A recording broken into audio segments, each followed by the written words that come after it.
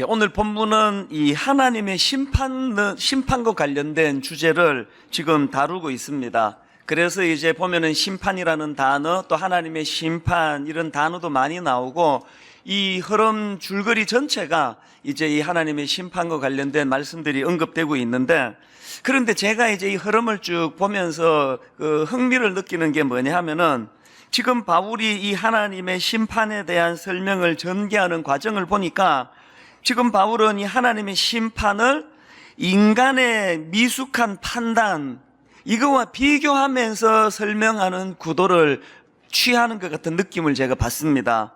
이게 무슨 말씀인가 하면은, 자, 로마서 2장 1절을 한번 보십시오.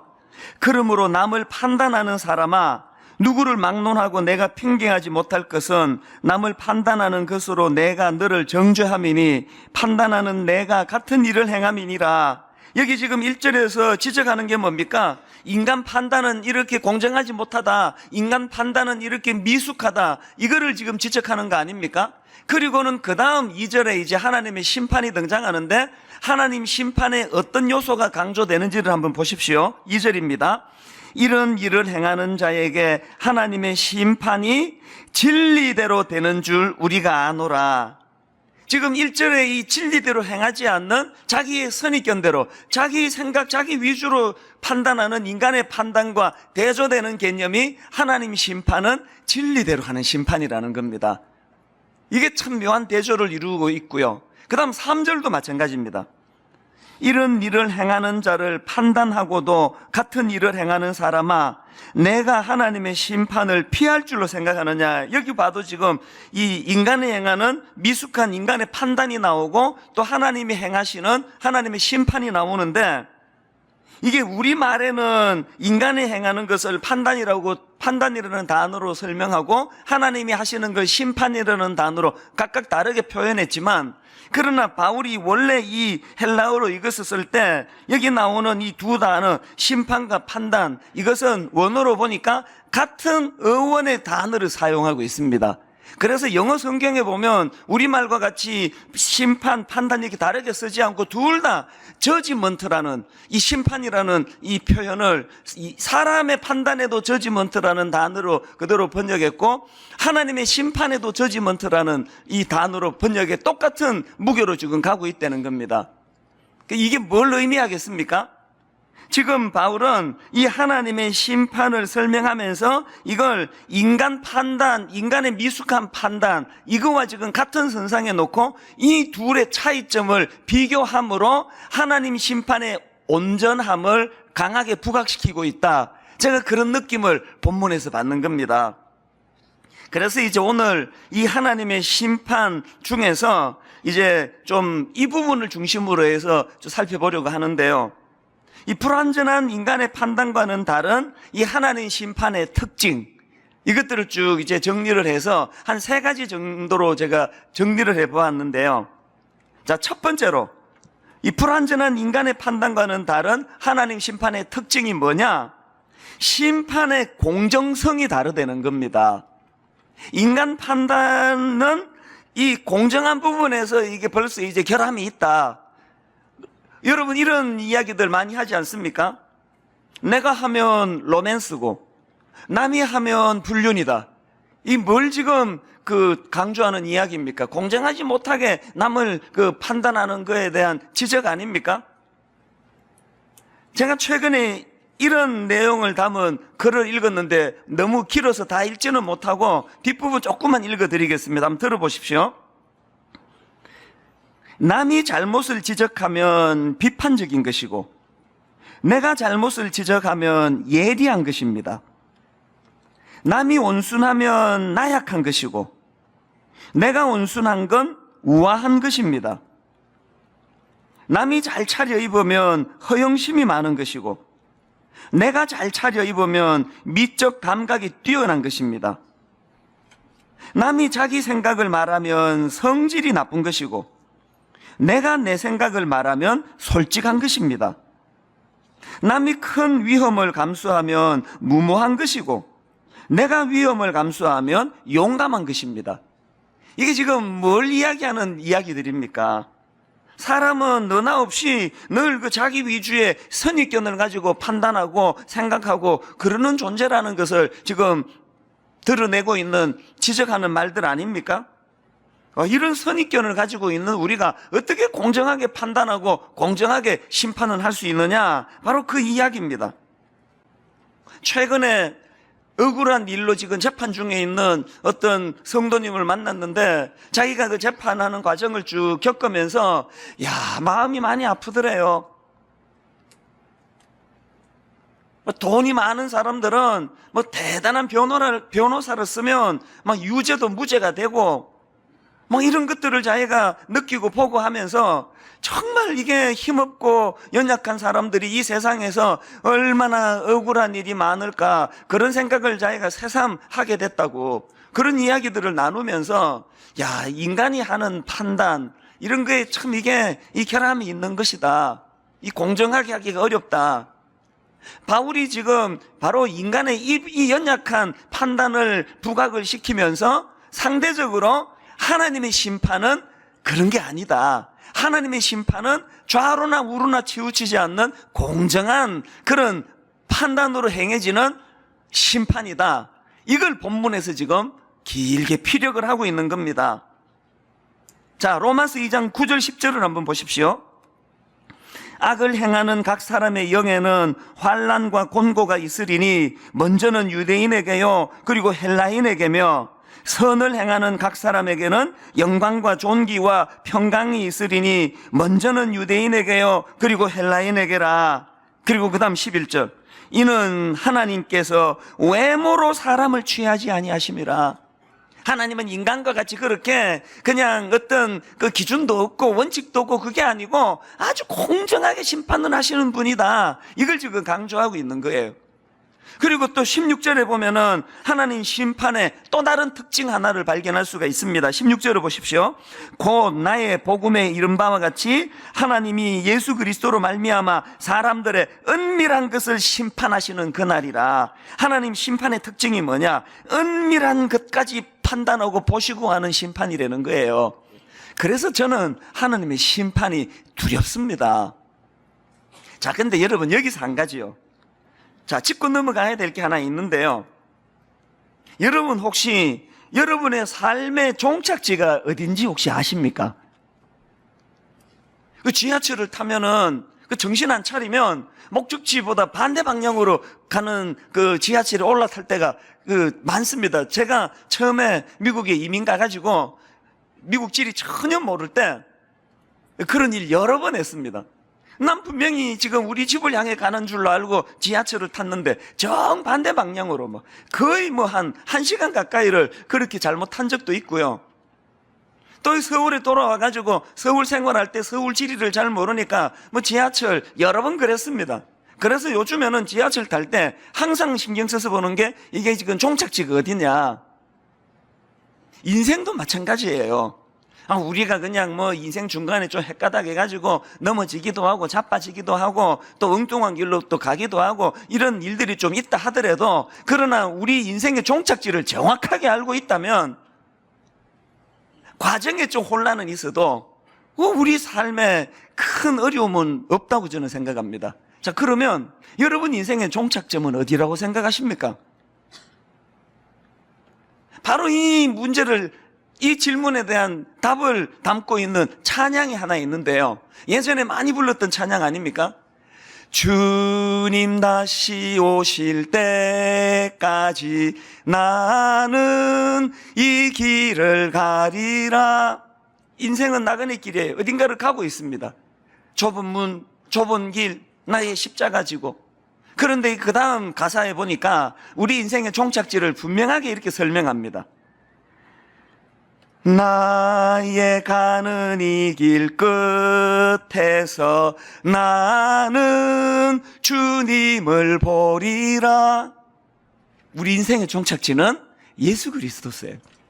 어떤 과정의 삶을 살았고 어떤 길을 걸어갔고 다 사람마다 다른데 모든 하나님의 자녀 그리스도인들이 걸어가는 인생의 마지막 종착지는 예수 그리스도 앞이에요.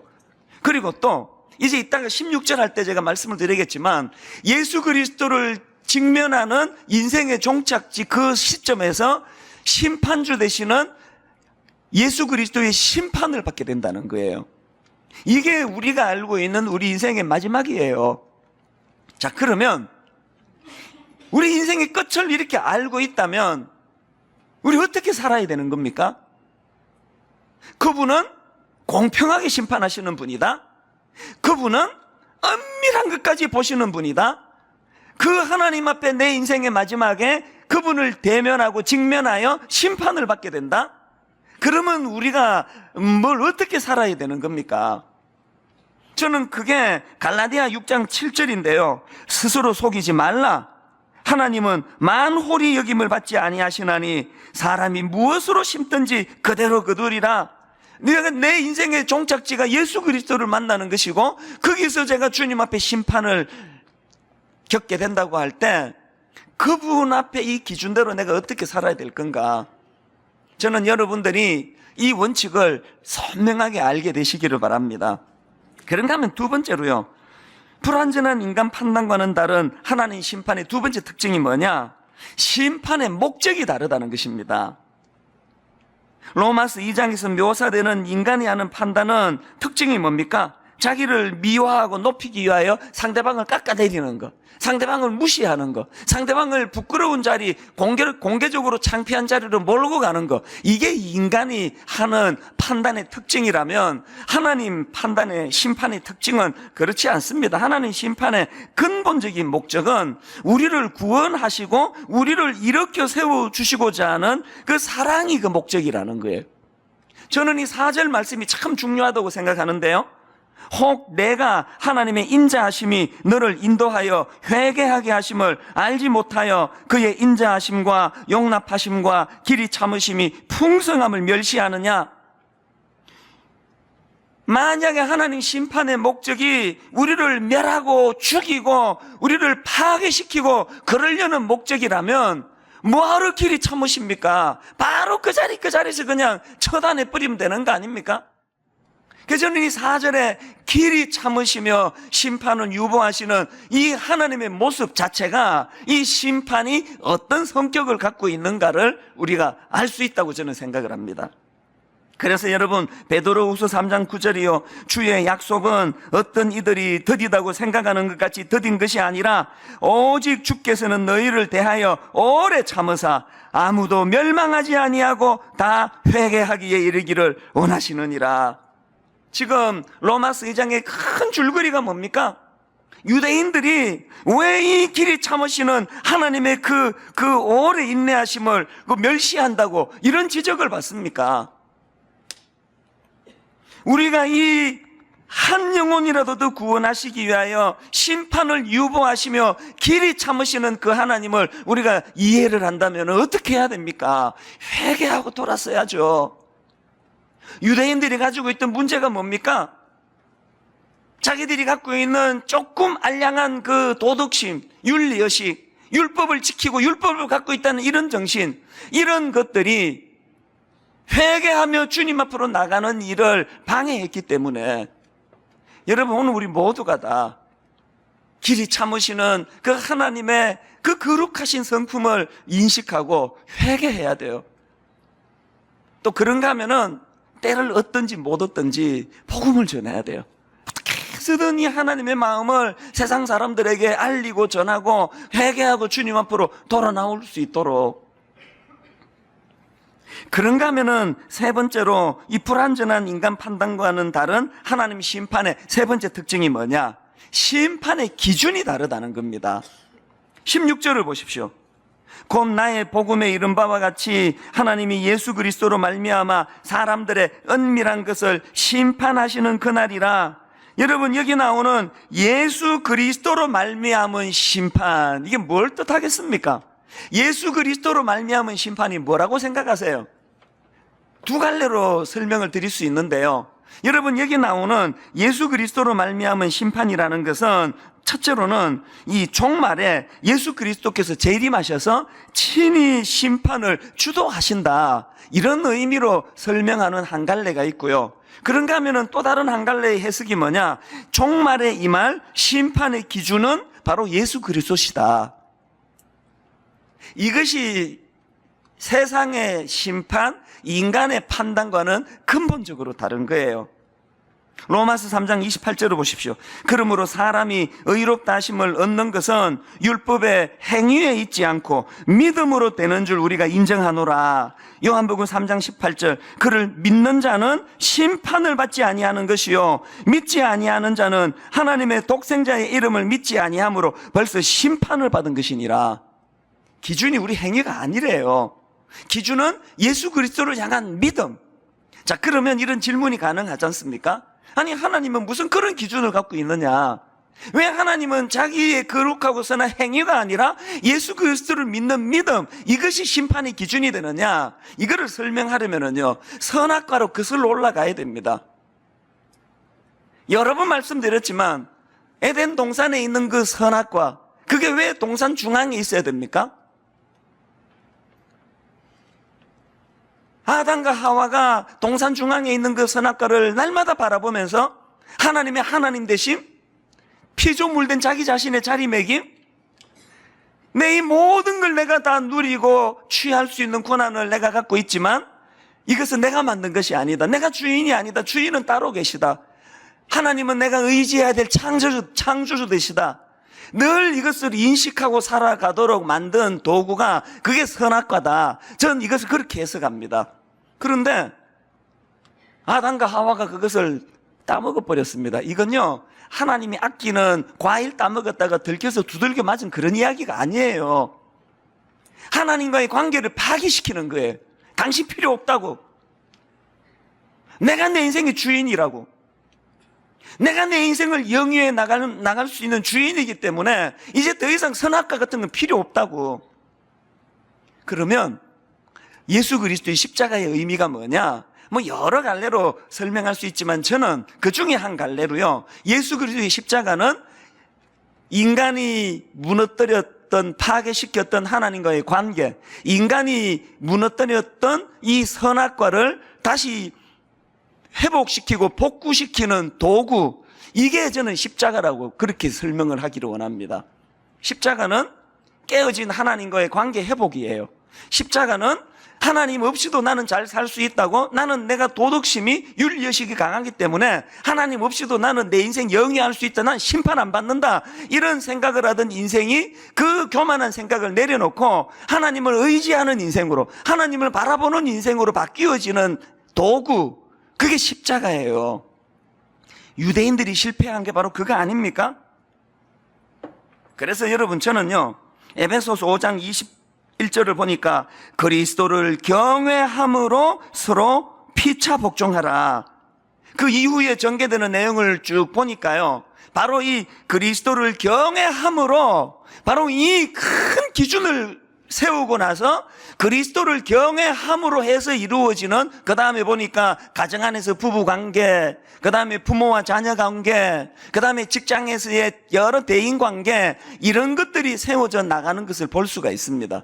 그래서 우리가 하나님 앞에 심판의 기준이 왜 예수 그리스도가 되시느냐, 이 주님의 십자가로 말미암아 깨어진 하나님과의 관계가 회복이 되었고, 더 중요한 것, 이제는 내 삶의 인생의 중심이 세워졌기 때문에 그 하나님을 절대적으로 의지하는 마음의 태도, 이게 하나님 앞에서 선이라는 거예요.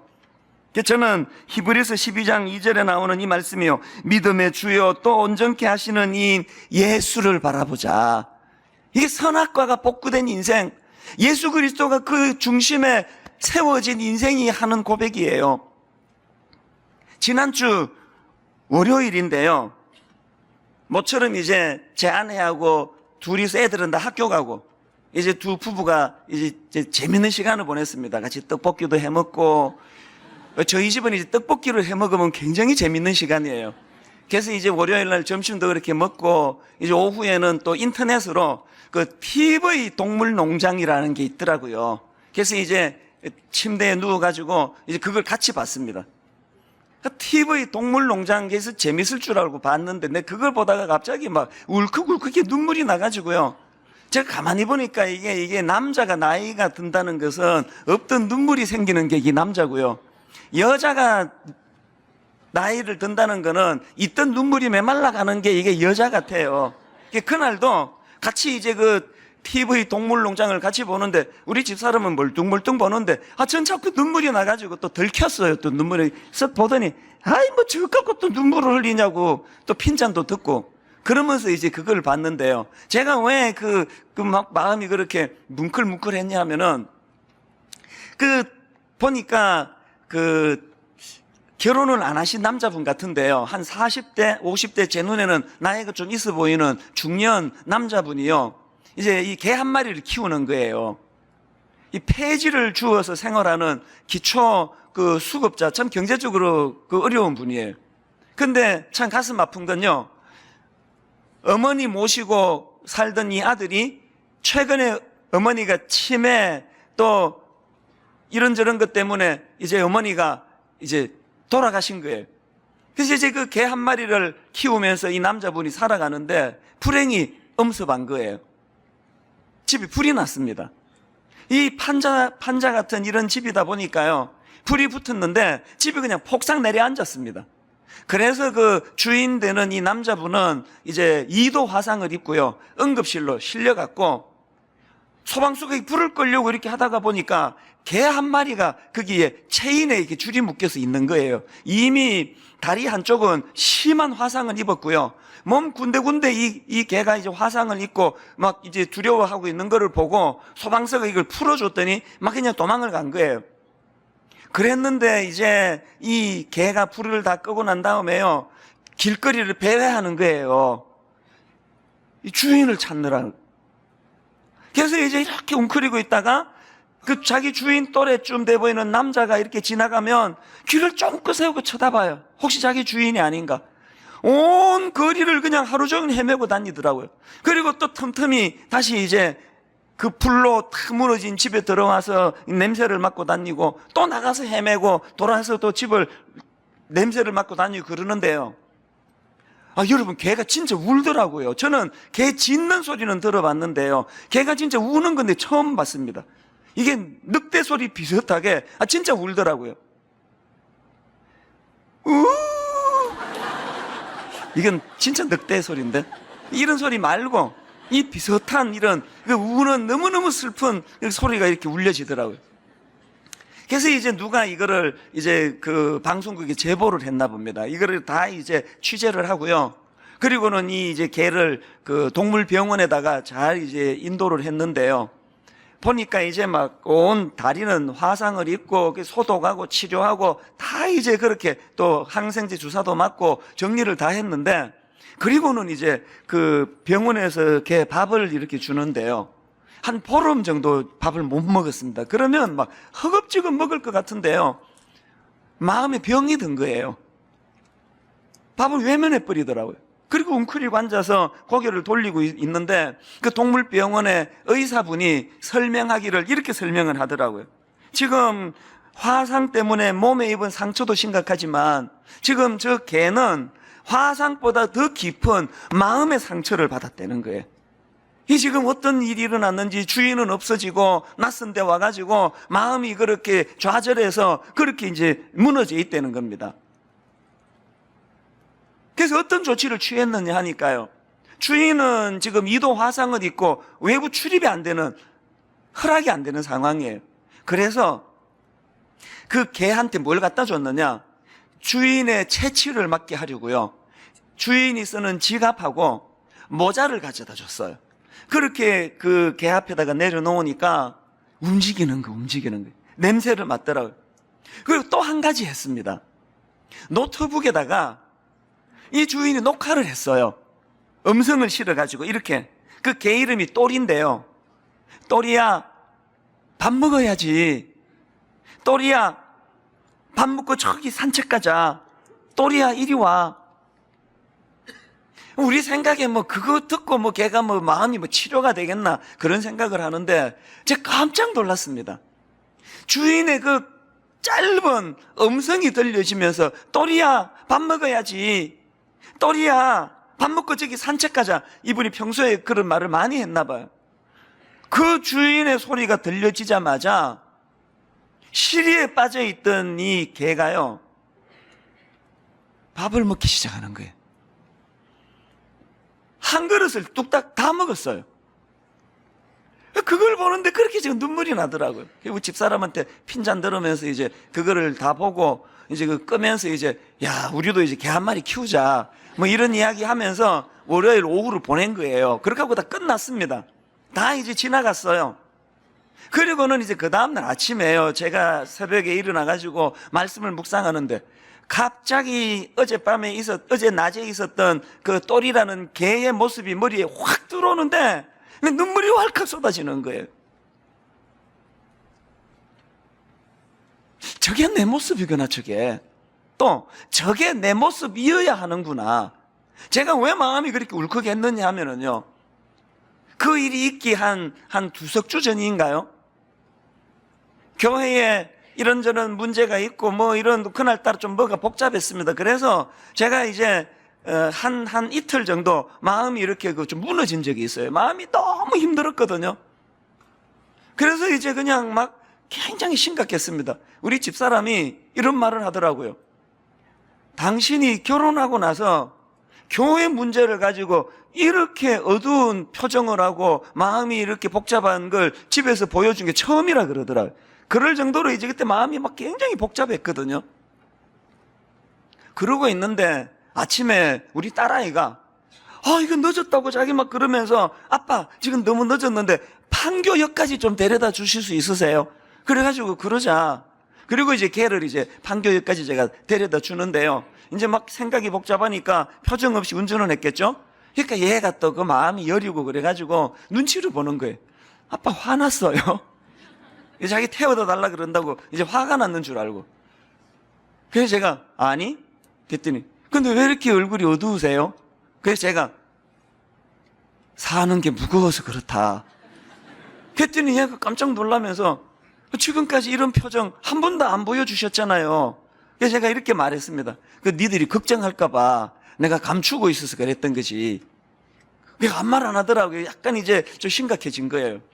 얘가 하는 말이 그럼 아빠는 마음이 힘들고 이러면은 누구한테 기대세요? 안 그래도 지금 막 생각 많고 복잡해서 자꾸 말 걸고 그래가지고 내가 좀 귀찮아가지고 이렇게 이야기했습니다. 없다.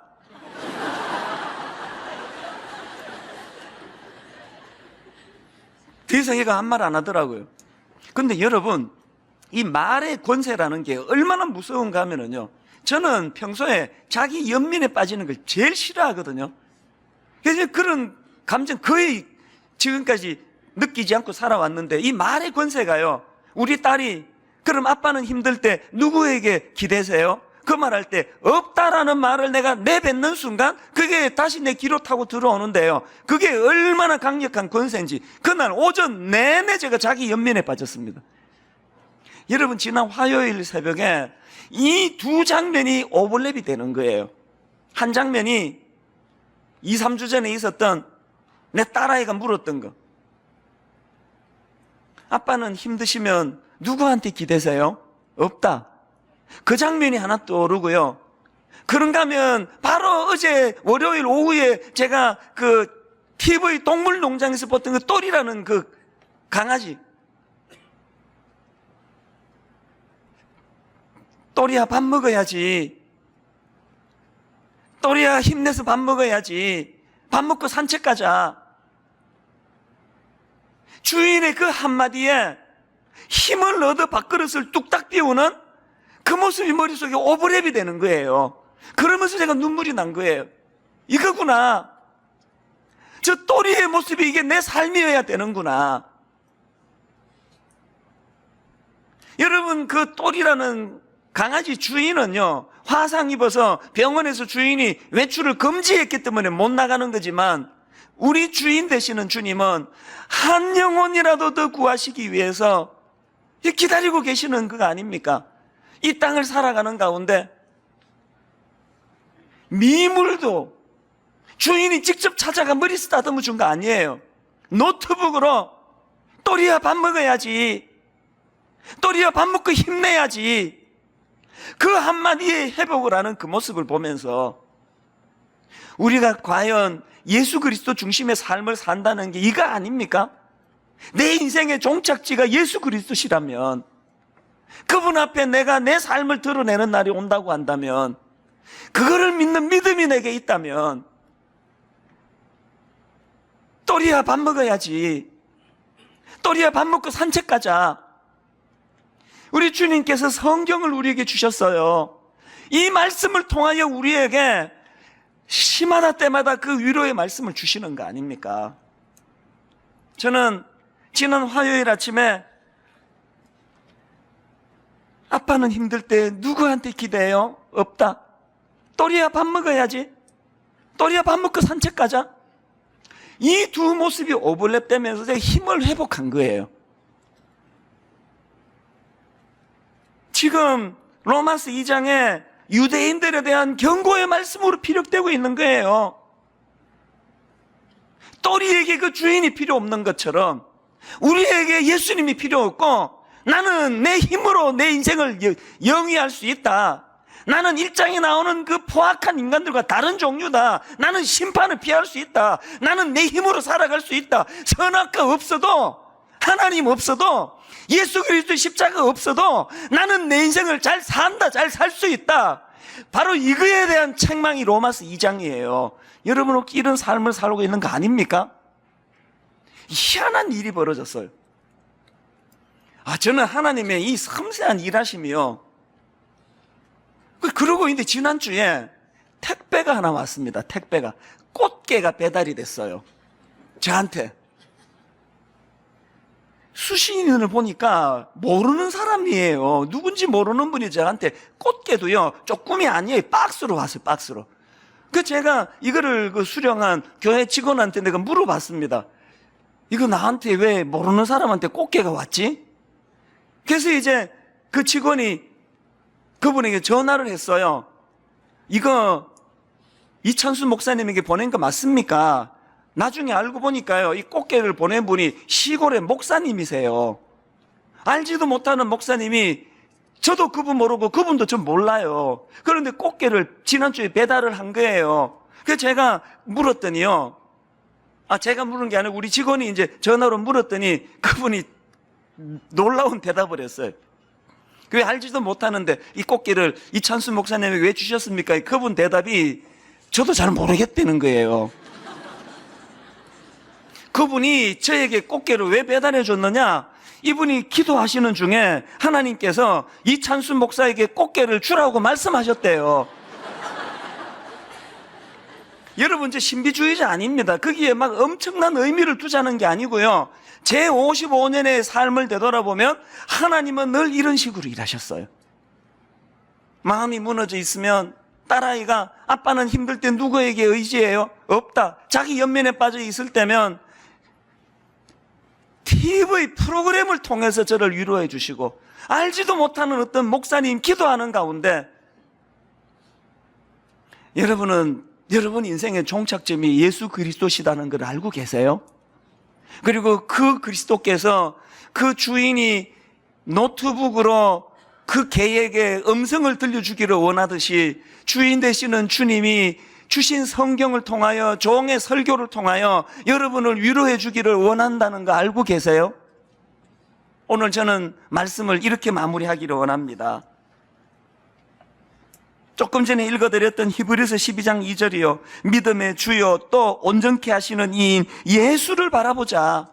로마서 2장의 유대인들이 자기들이 가진 의, 자기들이 가진 율법, 자기들이 가지고 있는 공로의식, 이런 것들 때문에 예수 바라보는 일에 실패해서 지금 추궁을 당하고 있다면, 오늘 저와 여러분은 저같이 이렇게 마음이 무너지기도 하고 기댈 데 없어가지고 딸한테 없다 이런 말을 할 수밖에 없는 삶을 산다 할지라도 저에게는 예수님이 계세요.